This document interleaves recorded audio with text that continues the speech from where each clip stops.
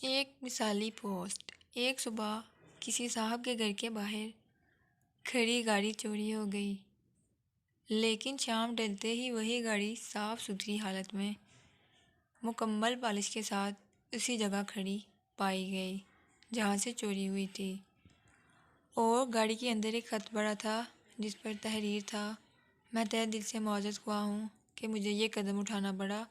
میری بیوی کی ڈلیوری کے باعث حالت تشویشناک تھی۔ مجھے کچھ سمجھ نہیں آ پا رہا تھا کہ کیسے اسے ہسپتال پہنچاؤں۔ بس اسی وجہ سے میں نے چوری جیسا گھناؤنا قدم اٹھایا، مگر میں اپنے کیے پر شرمندہ ہوں اور امید کرتا ہوں آپ مجھے میری اس حرکت پر معاف کر دیں گے۔ میری طرف سے آپ اور آپ کی فیملی کے لیے ایک عدد تحفہ، آج رات کے شو کی ٹکٹیں اور ساتھ میں کچھ کھانے پینے کی چیزیں بھی قبول کیجیے۔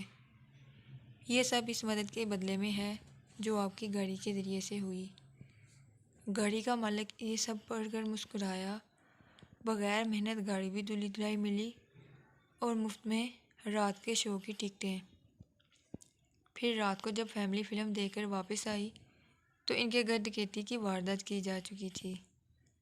پورا گھر سامان سے خالی کیا جا چکا تھا۔ سب الماریاں خالی پڑی تھی، سب خزانہ اور قیمتی سامان صفایا ہو گیا تھا۔ وہیں پر ایک خط پڑا ملا جس پر لکھا تھا: امید ہے فلم پسند آئی ہوگی آپ کو۔